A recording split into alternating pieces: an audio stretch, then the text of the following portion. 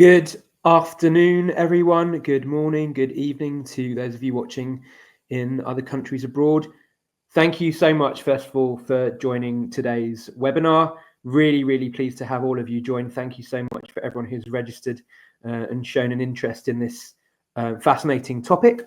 My name is Ben Sukia. I am a client success manager here at Centuro Global. Before we dive into the topic today, just a bit about who we are as a company. For those of you watching this who have registered, you obviously all know that getting the right people to the right place at the right time while staying compliant is not an easy task. So here at Centuro, our goal is to take the hassle out of managing and navigating a global workforce, especially obviously in industries where every second counts. Today, we're going to really be focusing in on the aviation sector. So about Centuro, we use AI-powered technology and human expertise to ensure that your teams can be deployed quickly, efficiently, and compliantly, whether it be in relation to immigration, tax, or even HR compliance, to make sure that each area of compliance is managed as seamlessly as possible. Today's webinar, let's dive into the topic right away. So what we're going to do is we will be exploring how companies can overcome global mobility challenges and the deployment of critical personnel in the aviation sector specifically, but this can also impact any other industry where employees need to relocate or travel as soon as possible. It's not just aviation, of course. So we're going to be exploring the challenges that aviation companies like Boeing face in rapidly mobilizing talent across borders and discussing more broadly practical solutions from short-term work permits to understanding a bit more about work permit exemptions that can keep aircraft in the skies and minimize costly downtime.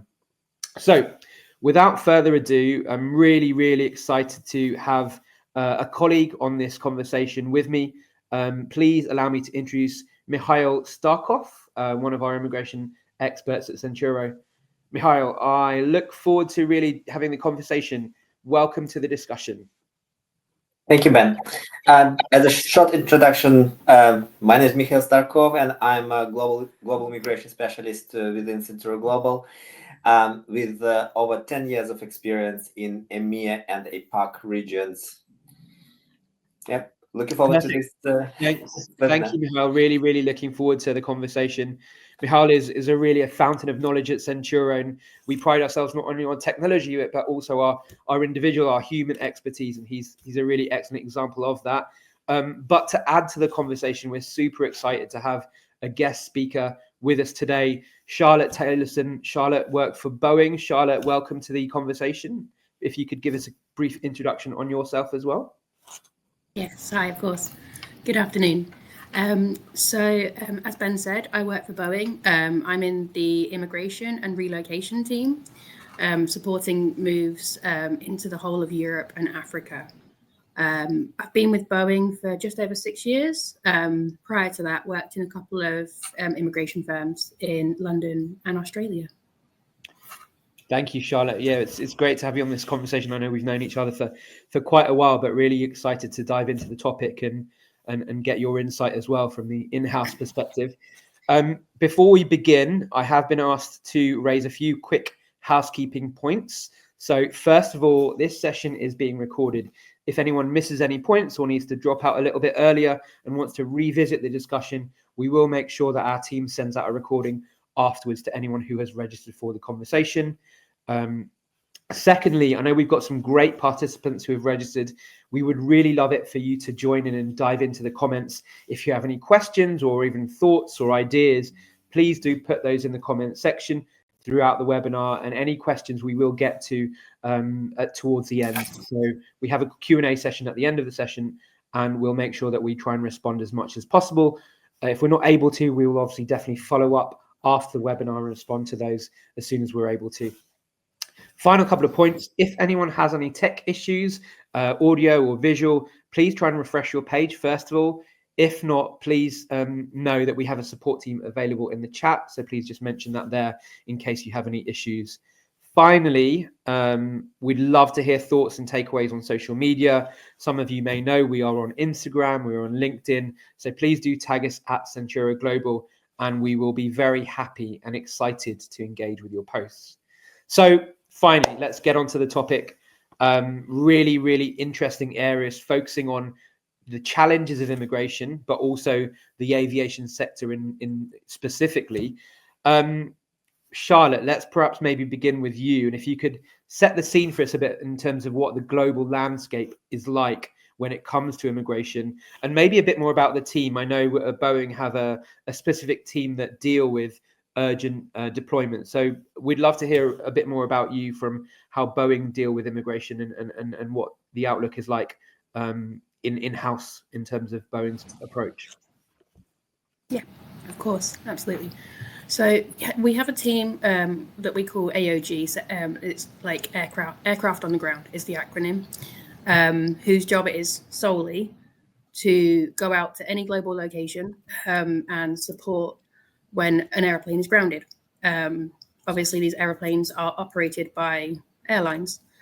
So each moment that a plane has an issue and is not able to fly, that's costing the airline money. So when that sort of situation arises, we need to deploy our technicians and engineers out to that location as soon as we possibly can to get things fixed. So with that, we have quite a unique group where it's kind of a case of they need to be in whatever country it might be this week, next week. So from an immigration perspective, that can be a real challenge. And I think one additional thing that aviation has as a unique environment is we might end up in countries that we never intended to be. And I say that in terms of, for example, British Airways has a flight from London to the Maldives, and then a issue is encountered on the ground. We then have to send someone to the Maldives to go fix it. Where there's no Boeing operation, we don't have anyone stationed there, anyone to help. So we really depend on our immigration vendors to be adaptable and understand the urgency and work with us to be pragmatic. So in that example there, we might not know, or the vendor might not know how long a work permit takes. If we need a work permit, what's required. So we really heavily depend on our immigration vendor to jump on the problem and try and find a solution as quick as possible. And the solution might be, a work permit will take 4 months. That won't work. We need to know what might work. Can they enter with a exemption? Do we need to reduce scope of work, etc.? It's all a pragmatic consultation and solution that we depend on from our vendor. Yeah, that's a really great kind of insight, Charlotte. And also, I think one of the things that we talked about preparing for this was the fact that you're having internally to work with lots of different stakeholders. One of the great things about you is you've also worked on the supplier side, but on the business side, it's very much a lot of pressure that you're getting from kind of key stakeholders in the business saying we need this person in really quickly. So it must be quite a challenge for you. Yeah, absolutely. When that sort of situation comes up, it's kind of a case of we drop everything else and absolutely make that priority. Conscious that time zones around the world can make it a real challenge to have those conversations and get a full understanding. But yeah, we really do need to partner across both internally and with any suppliers involved. Yeah. Okay. Well, that's great, Charlotte. Thanks very much for that insight in terms of the broader challenge that we have. Mikhail, over to you. You've obviously worked in the industry for more than a decade now. You've worked in lots of different sectors, technology, pharmaceutical, but you've also actually had clients that work in the aviation sector yourself. You have the hands-on knowledge of what that challenge is like, and having clients that have quite a strong demand for having people relocate or travel very, very quickly. What are your first thoughts in terms of the challenges, and what are your insights from the supplier's perspective? Yes, absolutely. In the situation just outlined by Charlotte, these instances is always usually quite complex, and those experienced in immigration recognize that despite client urgency, rapid deployment isn't always feasible. So obviously there are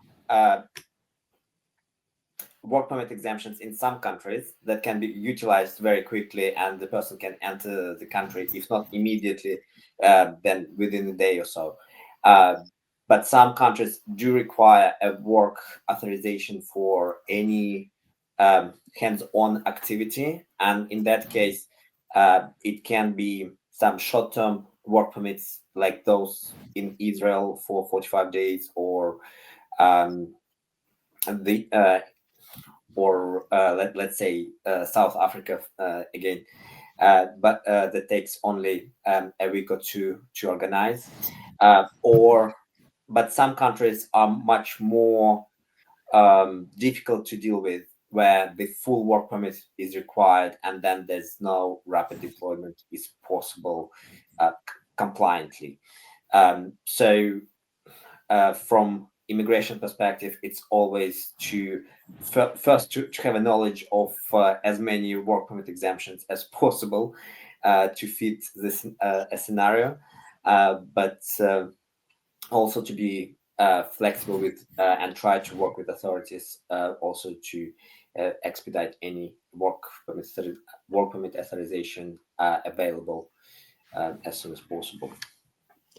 Thanks, Mikhail. That's really helpful. So just to summarize what I understand you've said is there are kind of three alternatives as I see it. One, I suppose the kind of last case scenario, which is where we have a long-term work permit that's required for certain countries. It could take several weeks or potentially several months. The second, I think you mentioned, is the short-term work permits, where there are some countries that have these available, but not all of them. There are a select few, really. But the third, the sort of the jewel in the crown, so to speak, is locations that offer these work permit exemptions, which we're going to talk about in a bit more detail as we continue the conversation. But to bring Charlotte back into the picture, one area that we discussed that's quite common for Boeing, and I'm sure some of the other airlines and industries, is the ability to, or the need, sorry, to deploy key employees on an emergency basis, and the need for short-term work permits, which is the second option that I covered. Could you tell us a bit more about how Boeing deals with this in terms of, how often does this arise, and what are the key considerations from the corporate perspective, from the in-house perspective, that if that's okay? Absolutely. So when that sort of situation occurs, we really just want to get in front of the problem and obtain a timeline that we can provide to the business that they can work with.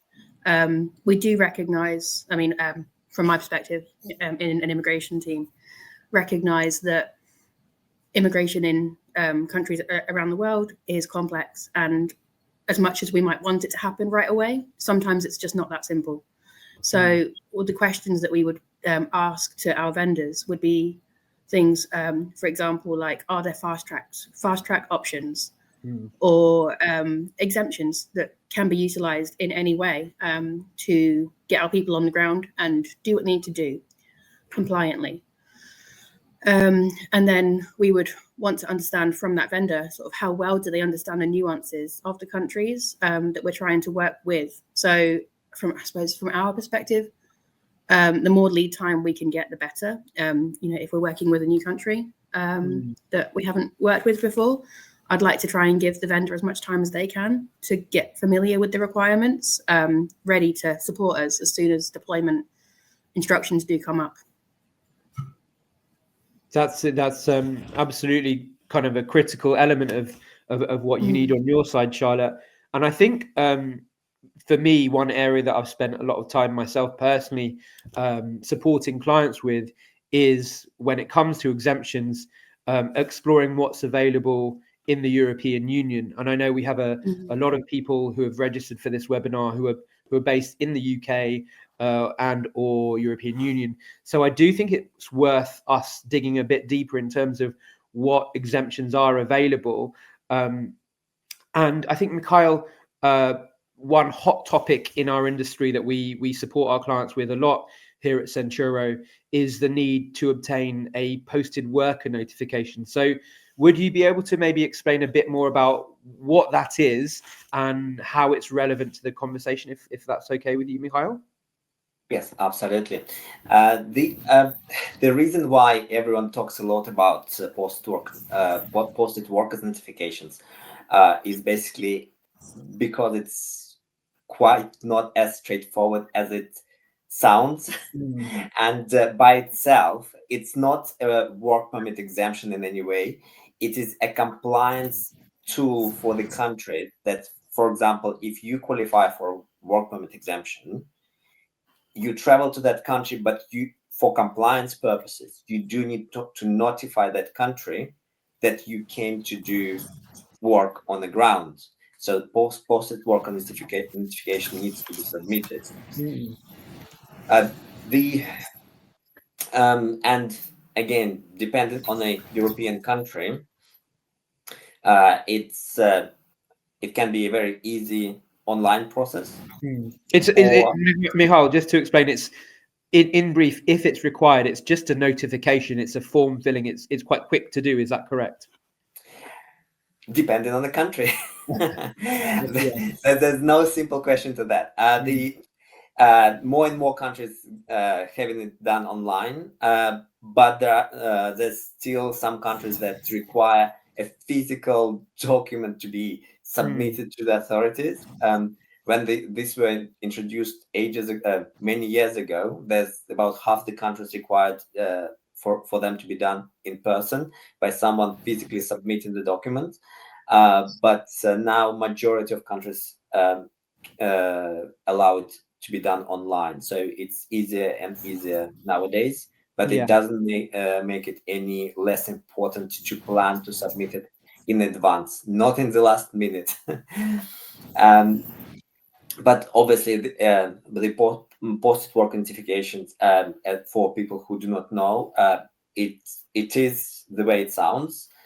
If you post a worker in the EU country, you need to know that the authorities in that country that you are posting that worker in that country. And it is required mostly because these countries do not want someone to send a cheap labor, pardon for such an expression, from outside of EU to do work of a qualified European citizen. Obviously, it is not something that companies in aviation industry would do, because all the specialists globally usually well paid and well educated people. So, but the thinking behind this notification comes from a point I made previously. But obviously, EU is only one of the areas out there, and outside of EU, there are different rules. So each country has their own requirements.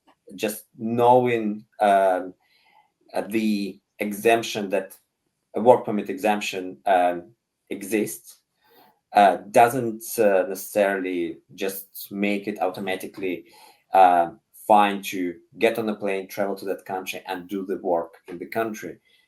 Sometimes there's still some other compliance elements to that travel that needs to be observed before it happens.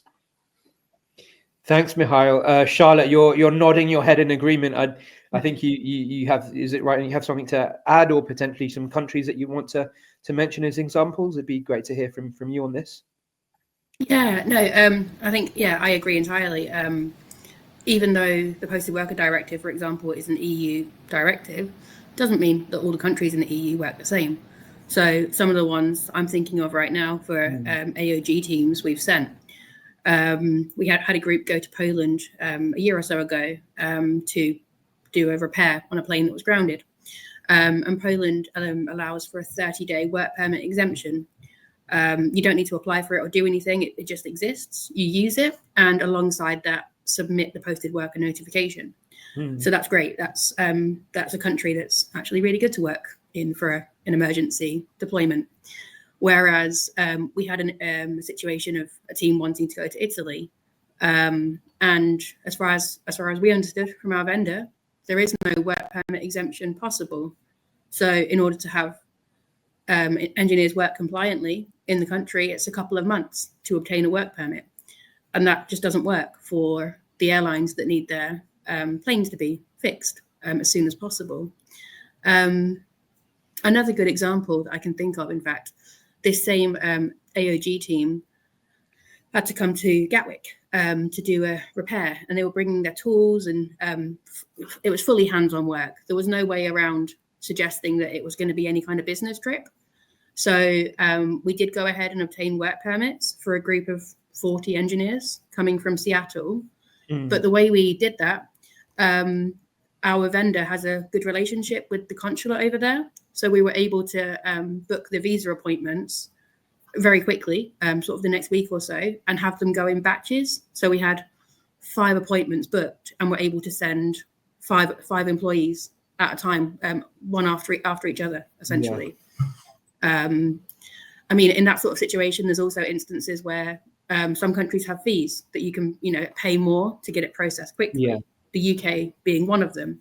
And in that situation, we had them go to these batch appointments and do the gold service, to pick up their passports with the visa in it the next day, and were able to deploy according to the intended schedule with a work permit.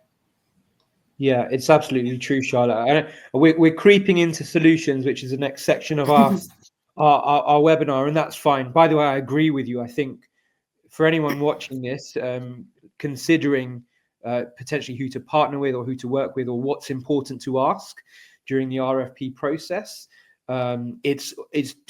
does your team have these government liaison contacts that can support? Because sometimes it really does matter in terms of working with a provider that has contacts with the authorities, or is able to use their kind of connections to make these submissions, as I say, with an expedited processing.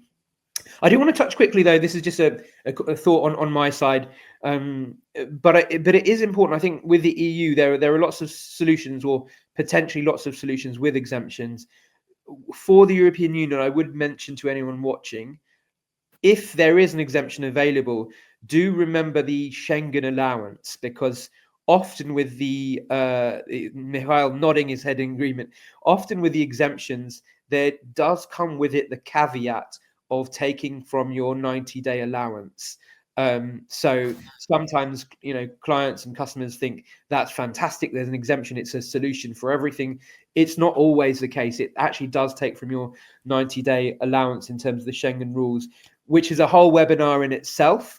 Our team have done an ebook on the Schengen area. We may share that. We can share that perhaps in the chat if possible. But being aware of your Schengen allowance is quite critical. So if you are considering exemption, do remember that if possible. I know we're sort of creeping into the halfway point, so we should move on in terms of future trends and solutions.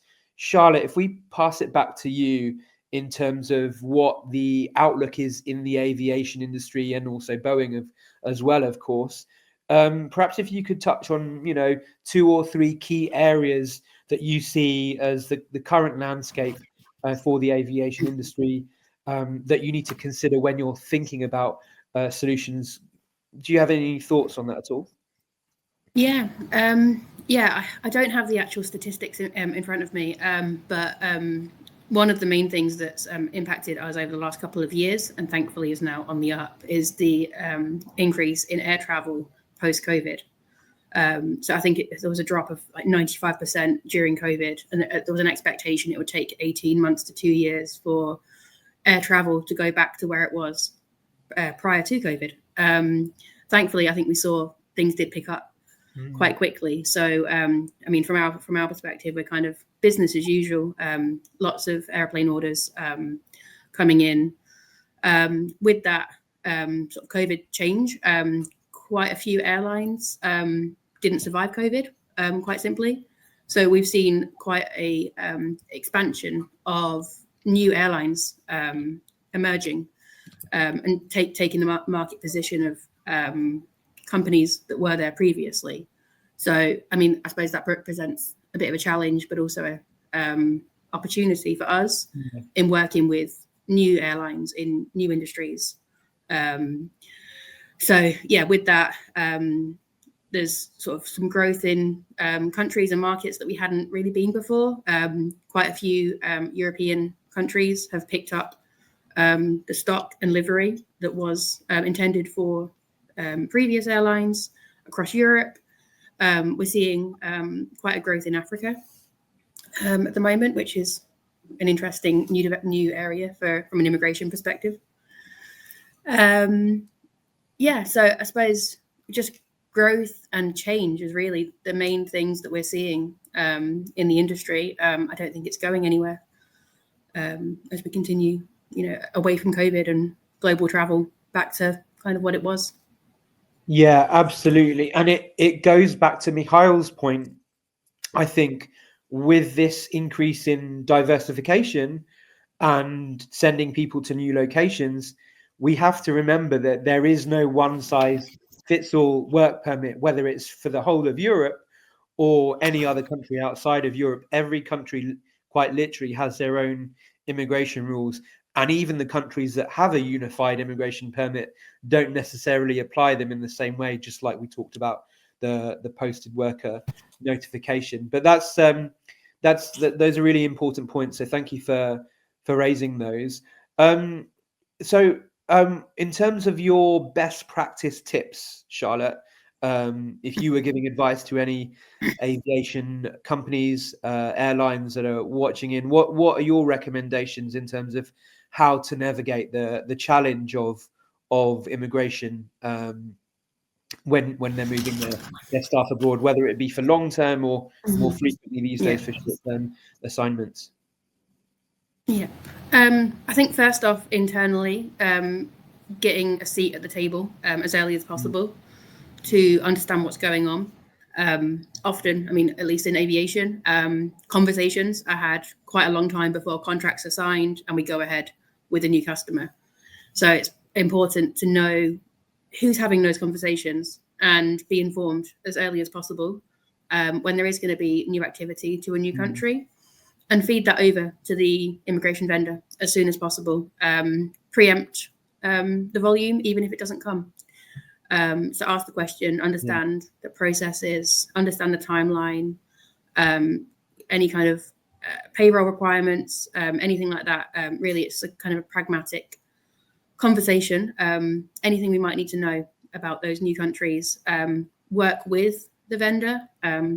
We view our vendor as an extension of Boeing, so we want to work with them to find the best solutions. And I think, being patient and understanding that it is a complex landscape, and sometimes that information isn't super easy to find. So really partnering as best possible with your vendors. Yeah, absolutely, Charlotte. I mean, I think the takeaway I'm getting from what you've said is communication is key.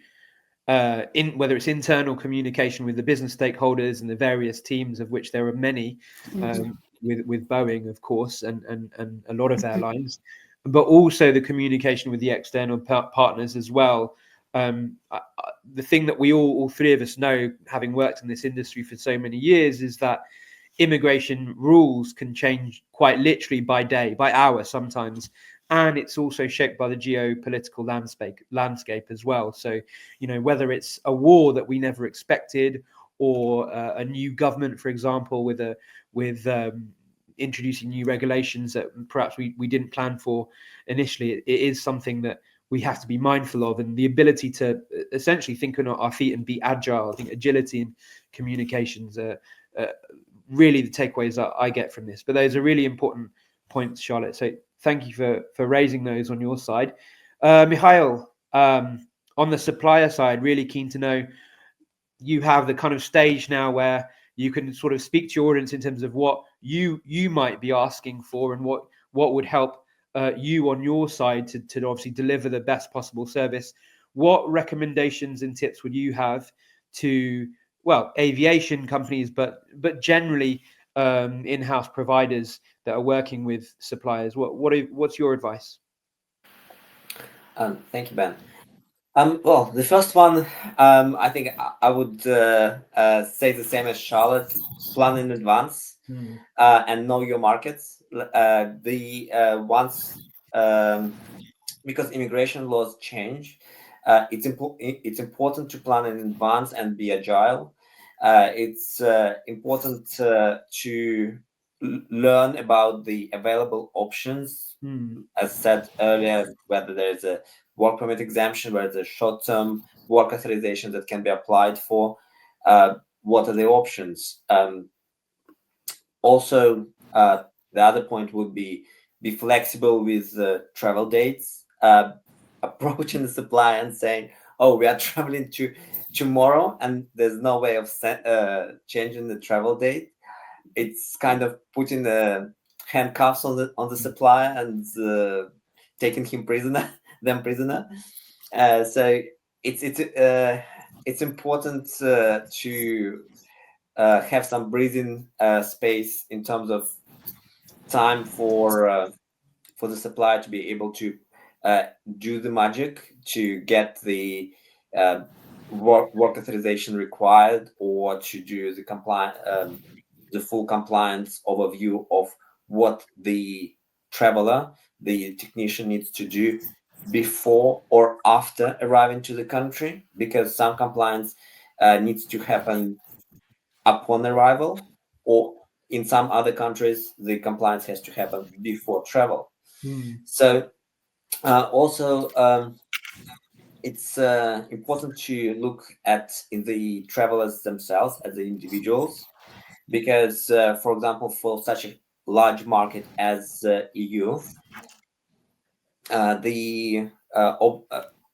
it potentially would be beneficial for a company to have some EU nationals as employees, even if the team is based elsewhere in the world, for example, in the US, so that those employees do not require any work authorization in order to travel to EU and do hands-on work in that country without any restrictions from immigration. Though again, in the case of European Union, we still will be looking at posted work directive even for EU nationals. So again, let's not I know it's a thorn in everyone's foot, but let's not forget about that. And yeah, I think this would be the main point. Actually, one more would be potentially that I would mention is that look at the job activities that needs to be done. Maybe because some work permit exemptions or some business activities in different countries can have different descriptions, definitions, and potentially a person would not be able to do the full scope of work required within those exemptions, but that person would be able to do some of the work while their colleague is being prepared to go compliantly and do the rest of the work.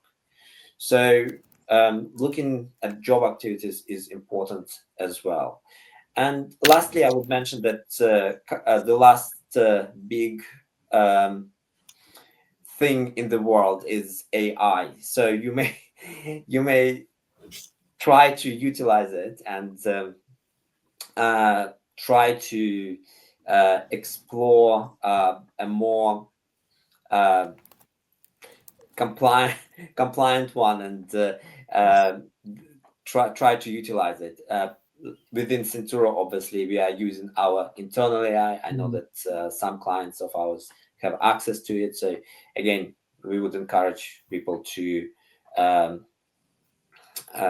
use it, whether on our platform or elsewhere. And yeah, these are the points that come to mind. So. Yeah, that was really helpful, Mihail. Thank you so much for that. And just on that last point, of course, technology is fundamental to what we do here at Centuro, as well as encyclopedic individuals like Mihail and the rest of our client services team. We do pride ourselves on our technology, and it's incredibly critical at the moment. It's obviously everywhere at the moment in terms of how in any industry, not just aviation, of course.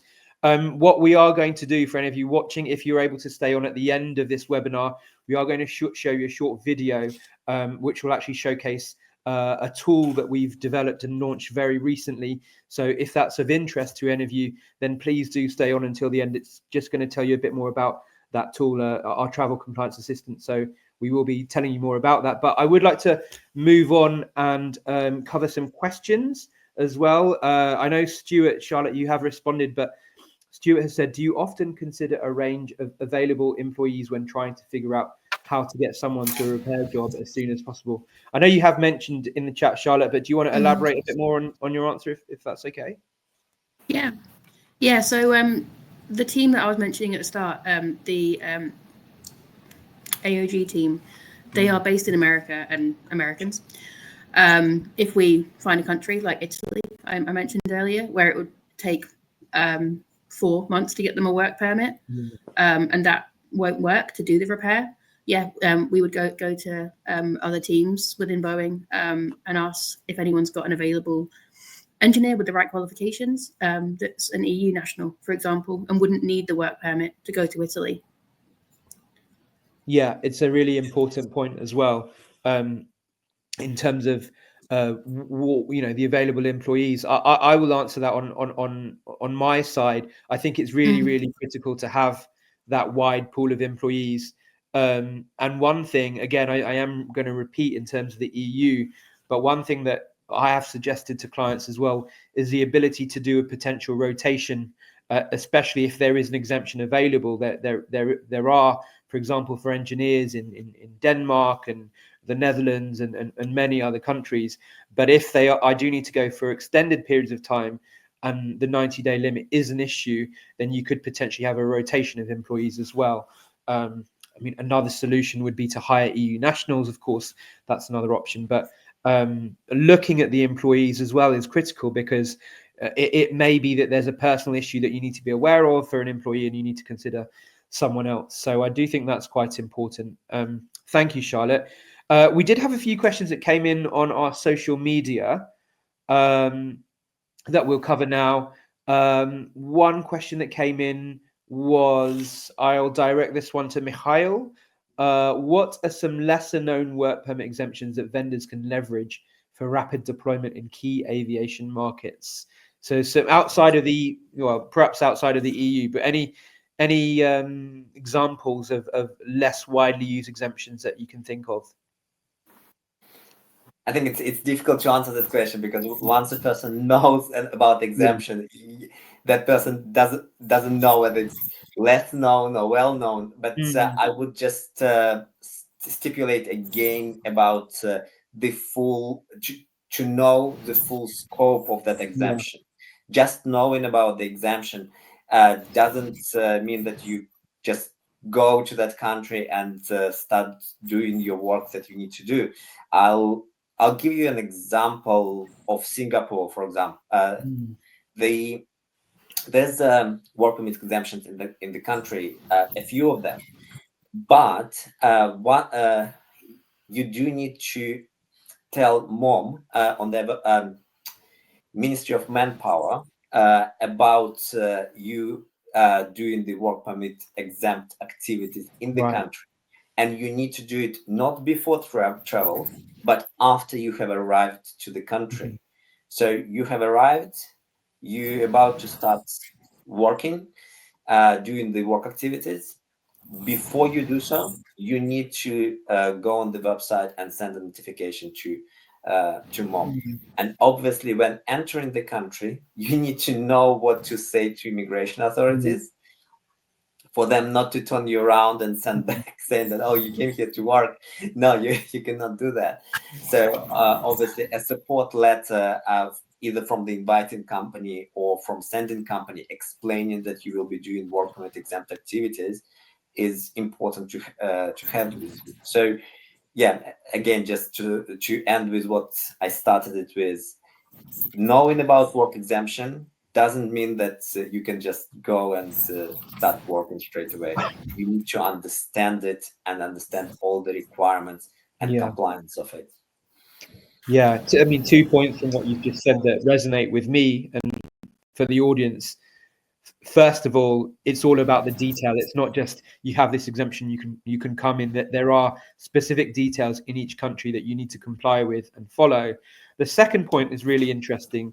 In many countries, when it comes to a work authorization, there are 3 steps. There's the entry visa, there's the work permit application, and the third one, which we often forget about, is actually when you're in country, there are some steps that need to be completed that sometimes it's easy to forget. You're in the country, you think you can start working, but actually there are some post-arrival procedures that need to be completed.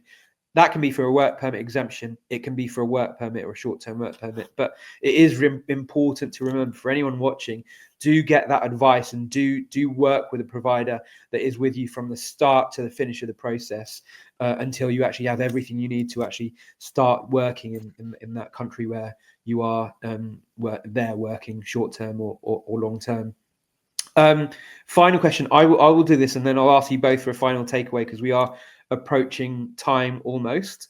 We have been asked, what are the most common compliance pitfalls companies face during urgent global deployments? That's a great question, whoever put that one through. I will say that one area that we've not discussed today, we focused a lot on immigration, but you really need to think about the bigger picture. And it's something that always obviously do at Centuro. It's not just about the immigration, it's about the HR compliance, and it's also about the tax as well. So I think for me, it's the tax issue, remembering that you do have these immigration steps that you need to complete, but also if an individual might have a tax obligation and it's not as simple as 183 days, it can be more complicated than that.